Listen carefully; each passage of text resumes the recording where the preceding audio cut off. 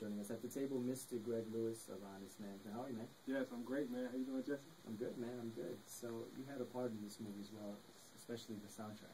Yes, man. I played, the part I played was connecting the dots between King Green, the Party Crasher, and the soundtrack. And the way that took place was, like King Green mentioned, he and Blake and the guys, they connected on that, and he had that opportunity, but he brought it back to me, he just didn't know how, how to business that situation because it was presented to him. So, of course, and what's funny is I started off as an artist. I was in the group Abstract Mind State. We made major waves in Chicago. So I still have a strong artist background. So I know all of the intricacies of creating great songs.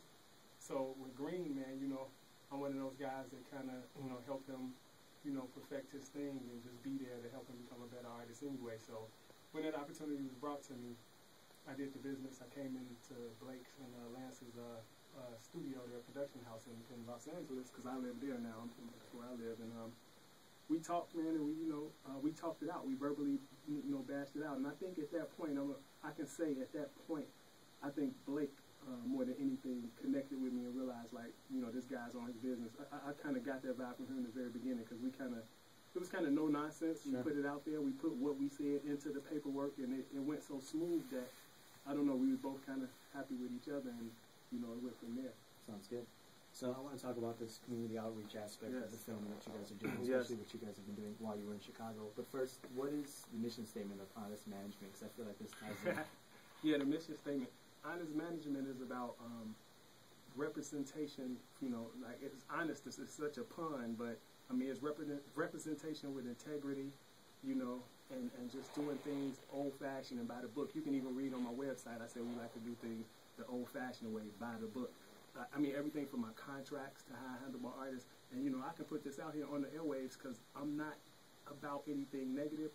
I'm not, in contracts, people get an artist and, you and the artist don't get along and things be going on and the artists want to leave. And, several people in the industry that's known to what we call become paperwork gangsters, and they keep people tied in these contracts. My attitude is, look, you don't want to work with me, I don't care what's going on. I'm going to let you go. Sure. That's honest management. Why do I want to tie your life up?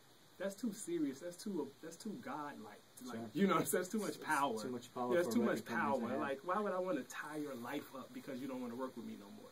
I'll let you fly. And the other part of it is also a grassroots movement, and then you're really trying to help these young artists develop the talent to reach more individuals. Yes, piggyback off that and say everything for me, because I started off as an artist. I feel like, not to really pump air myself, but I'll say that I think one of the best artists, managers or record executives is somebody who actually played the part. So me coming from being an artist, I know exactly what an artist wants.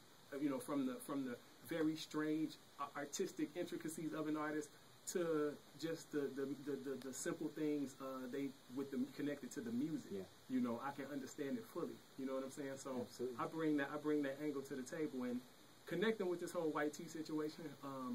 Blake let me know he had some things going on in Chicago, and just to kind of put it lightly, let's just say some of the things that was representing his brand started to get a little jumbled and unorganized. And what I've learned about Blake, he and I can say we kind of like kindred spirits in terms of business. We kind of see things the same way business-wise.